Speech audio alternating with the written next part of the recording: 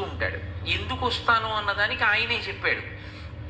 పరిత్రాణాయ సాధూనాం వినాశాయ చ దుష్కృతాం ధర్మ సంస్థాపనార్థాయ సంభవామి యుగే యుగే.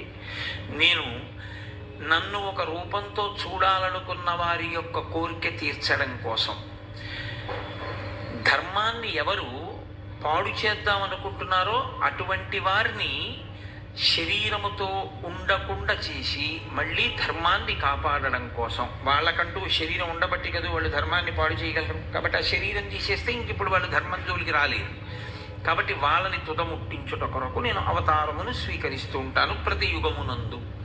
అలా ఆయన చాలా అవతారాలు తీసుకున్నాడు. చాలా అవతారాలు తీసుకున్నాడు అన్నప్పుడల్లా మీరు ఒక్కటే గుర్తుపెట్టుకోవాలి, ఆయన పైనుంచి కిందకి దిగి వచ్చాడు అని. ఇన్ని మాటలు కిందకి దిగి వచ్చాడు, నిజానికి లెక్క కట్టడం కష్టం. చాలా మాటలు కిందకి దిగి వచ్చాడు.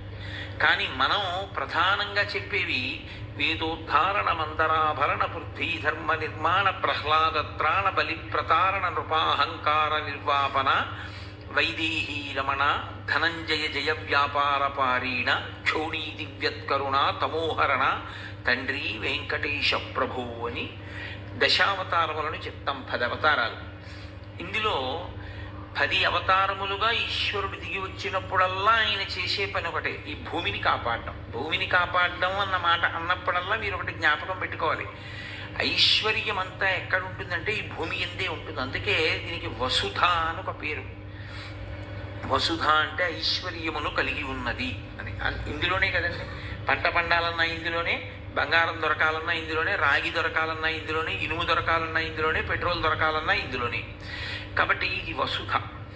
ఈ వసుధని ఎవడిష్టం వచ్చినట్టు వాడు వాడుకుని నన్ను అడ్డు పెట్టేవాడెవడు అనుకుని స్వార్థంతో సంపదని కొల్లగొట్టి పాపపు జీవనం చేసే ప్రయత్నం చేసిన వాళ్ళని పరిమార్చడం కోసం ఈశ్వరుడు అవతరిస్తూ ఉంటాడు. కాబట్టి శంకర భగవత్పాదులు షట్పది స్తోత్రం చేస్తూ అవతారవతావత సదా వసుధాం అంటారు. ఈశ్వర, ఈ వసుధను రక్షించుట కొరకు నీవు అవతారములను స్వీకరించినావు, అనేక మార్లు క్రిందకి దిగి వచ్చినావు. ఇందులో మళ్ళీ ఈ క్రిందికి దిగి వచ్చినటువంటి అవతారాల యొక్క కదలికలు వేరు.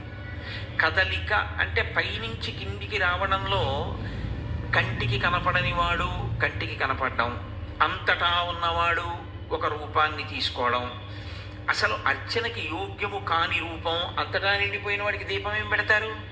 అంతటా నిండిపోయిన వాడికి పుష్పహారం ఎలా వేస్తారు? అంతటా నిండిపోయిన వాడికి పంచె ఎలా కడతారు? వస్త్రోద్ధూత విధౌ సహస్రకరత పుష్పార్చనే విష్ణుత అంటారు శంకరాచార్యులు వారు శివానంద లహరిలో. నీకు పంచె కట్టాలంటే నన్ను సూర్య